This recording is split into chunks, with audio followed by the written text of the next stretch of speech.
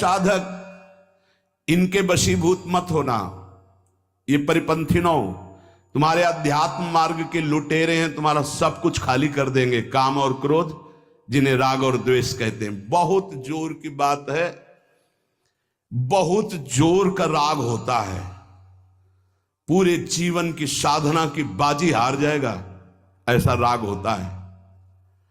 राग ही द्वेष का रूप धारण करता है, द्वेष की कोई सत्ता नहीं। जैसे काम ही क्रोध का रूप धारण करता है, कामा संजायते क्रोधा। जब राग द्वेष की वृत्ति उत्पन्न हो तो साधक निराश ना होवे, अपितु बहुत सावधान हो जाए, उदास ना होए, निराश न। देखो ये जुआरी का सा खेल है, जय बार जुआरी हारता है तय बार उसकी जिद और बढ़ती है। शायद अब की जीत जाऊं, अब की जीत जाऊं। ऐसे ही साधना में होता है। ऐसा नहीं कि एक बार में ही जीत गया, कई बार साधक दांव हार जाता है, अच्छे अच्छे खिलाड़ी हार जाते हैं। बहुत गंभीरता से समझना, निराशा नहीं आनी चाहिए, नहीं तो फिर असली में हार जाएंगे हम। कई बार ऐसा होता है जीवन में, कई जगह राग हरवा देता है, हमको फिसला देता है। फिर एकदम सावधान हो, जैसे जुआरी के, अगर अब की जीत गए तो पूरी बाजी जीत जाएंगे, शायद अब की जीत जाएं तो वो तो जीते ना जीते, जीता तो हारा, हारा तो हारा। और यहां हारा तो जीता और जीता तो जीता, ये अध्यात्म है। निराश तो नहीं होना, ये हमारी प्रार्थना है। साधक कभी निराश न हो कि अब क्या होगा, अब तो मैं हार गया। कुछ नहीं हारे, एक नया अनुभव मिला हारने से। जानबूझ के मत हारना, अनुभव नहीं मिलेगा। फिर अगर फिसल गए हो तो अनुभव मिलेगा। कहां से फिसला, क्यों फिसला, आगे बढ़ूं, निराशा नहीं। और आध्यात्मिक ऐसा है कि जैसे जल में ऐसे मारा तो गड्ढा दिखाई दिया, हाथ हटा लिया, पूरा बराबर हो गया। समझ रहे, फिसल गए तो लगा हानि हो गई, लेकिन अध्यात्म में फिर संभल करके चले तो बिल्कुल बराबर हो गया, कोई हानि नहीं हुई, बड़ा मंगल हो जाएगा। निराशा तो उपासक को करनी नहीं, ये ध्यान प्रार्थना हमारी मान लीजिए, नहीं तो आप परमार्थ से हार जाएंगे। अंतिम श्वास तक हारना नहीं है, हारते हुए भी हारना नहीं, ये बात मान लेना। मैं हर बार कमर कसूंगा, अब की शायद जीत जाऊं, अब की शायद जीत जाओगे, निकल जाओगे। बहुत ध्यान देने का विषय वर्णन हो रहा है, यही हमारी आध्यात्मिक उन्नति मारी जाती है। क्या होता है, साधक राग पूर्वक किसी कर्म में प्रवृत्त ना हो, किसी भोग में, किसी विषय में, किसी कर्म में आज्ञा मान करके कर्म में प्रवृत्त हो। यह बड़ा सूक्ष्म विषय है। साधक की कर्मों में प्रवृत्ति या निवृत्ति अपनी रुचि से नहीं होती। मुझे अच्छा लगता है इसलिए करता हूं, मुझे अच्छा नहीं लगा इसलिए छोड़ दिया, नहीं। वो आज्ञा पर करता है, आज्ञा पर त्याग करता है, इसलिए उसका करना राग पूर्वक नहीं और त्याग करना द्वेष पूर्वक नहीं है। वो आज्ञा पे चलता है, साधक है। शास्त्र आज्ञा, गुरु आज्ञा। ध्यान दीजिए, हमारा हर कार्य अब जो ही कहें करें हम सोई, आयस लिए चले निज दासी। राग द्वेष की सत्ता ही नहीं रह जाएगी। हमारा जो कार्य होता है वो शास्त्र आज्ञा, गुरु आज्ञा से होता है। अगर हम किसी कार्य में प्रवृत्त होते हैं तो आज्ञा, कर्तव्य। अगर निवृत्त होते हैं तो आज्ञा, कर्तव्य। हमारा कर्तव्य ये नहीं करना चाहिए, शास्त्र आज्ञा, गुरु आज्ञा, इसलिए हम नहीं करते। द्वेष पूर्वक त्याग नहीं, राग पूर्वक ग्रहण नहीं। जब राग द्वेष पूर्वक क्रिया की जाती है तो उसका फल उत्पन्न होता है, और राग द्वेष का फल पतन के सिवा और कुछ नहीं होता, पतन। जब साधक संसार से अलग होकर भजन मार्ग में अध्यात्म की उन्नति प्राप्त करने की चेष्टा करता है, बहुत सुंदर बात कह रहे हैं, उसी समय उसके हृदय में बड़ी बुरी बुरी स्फुरणाएं प्रकट होती है। सब साधक सावधानी से सुने। जब साधक संसार का त्याग करके सच्चिदानंद की प्राप्ति के लिए भजन में लगता है तो उसके हृदय में, अंतःकरण में बड़ी बुरी बुरी स्फुरणाएं प्रकट होती है। साधक घबरा जाता है। भगवान यहां आश्वासन दे रहे हैं साधक को, स्फुरणाओं से घबराना नहीं। इन स्फुरणाओं की सत्ता नहीं है कि तुम्हारा कुछ भी बिगाड़ सके। ये उत्पन्न हो रही हैं, जो थी पहले अब नष्ट हो रही, प्रकट हो करके। सिद्धांत है ये नष्ट हो रही है क्योंकि तुम भजन परायण हो। पर चूक अच्छे अच्छे से हो जाती, कोई समझ नहीं पाता नष्ट हो रही, वो उसी में तन्मय होकर नई क्रियाएं कर बैठता है। राग बन गया, संस्कार बन गया, यही चूक हो जाती। ध्यान देना, जब हम साधन भजन पे, तो हमारे अंदर गंदी गंदी स्फुरणाएं जो जन्म जन्मांतर की, अब हम उनको ये नहीं समझ पाते कि ये नष्ट हो रही।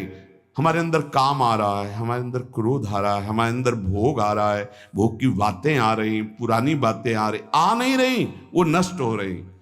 अगर आप उनमें तन्मय होकर नवीन क्रिया कर बैठे तो संस्कार बन गया, मिटने की जगह बन गया, अब पतन अवश्यंभावी। अतः उपासक स्फुरणाओं को देखकर घबराए नहीं, आ नहीं रही, ये जा रही हैं। संसार का जब आप भोग करते थे तो स्फुरणाएं आ रही थी, तुम जान नहीं पाए, वो इकट्ठा हो रही थी। जब तुम संसार से मुक्त होने के लिए भजन शुरू किए तो अब वो जाएंगी, निकलेंगी, वो निकल रही स्फुरणाएं। अब भजन के बल से स्फुरणाएं खाली हो रही हैं। तुम स्फुरणाओं में चिपकना मत, पकड़ना मत, उन स्फुरणाओं के अनुसार संकल्प करके क्रियाएं मत करना, वो निकल रही है। साधक को चाहे अच्छी स्फुरणा हो या बुरी स्फुरणा, बिल्कुल न राग करना न द्वेष, दृष्टा मात्र बने रहना है। भजन क्या आ रहा है बस देखते चले जाओ। जैसे हम रास्ते में चल रहे हैं, बोर्ड में लिखा है ऐसा ऐसा ऐसा, तो पढ़ लिया, चल दिया, कोई मतलब तो है नहीं, तो हम ऐसे पढ़ रहे हैं अंतःकरण में। ये आई बुरी स्फुरणा, ये अच्छी स्फुरणा आई, ना हमको डरना है, ना घबराना है, और न चिपकना है, ना अच्छी स्फुरणा में ना बुरी स्फुरणा में। क्या हुआ? राग द्वेष दोनों मिटते चले जा रहे हैं, क्योंकि अच्छी स्फुरणा राग की है और बुरी स्फुरणा द्वेष की वृत्ति पैदा करेगी। अभी जो हमारा हो रहा, वो राग द्वेष से नहीं हो रहा, गुरु आज्ञा से साधना हो रही है। सावधानी पूर्वक यदि तटस्थ माने दृष्टा बन करके इन स्फुरणाओं की उपेक्षा कर दे तो राग द्वेष रहेगा ही नहीं। राग द्वेष के वशीभूत होकर संसार के सब प्राणी कर्म कर रहे हैं।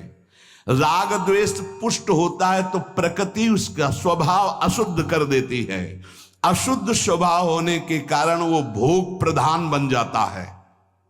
जिसकी प्रकृति राग द्वेष रहित होती है उसका स्वभाव शुद्ध हो जाता है। शुद्ध स्वभाव होने पर योग हो जाता है प्रभु से। अशुद्ध स्वभाव होने पर भोग बनता है प्रकृति का, संसार का।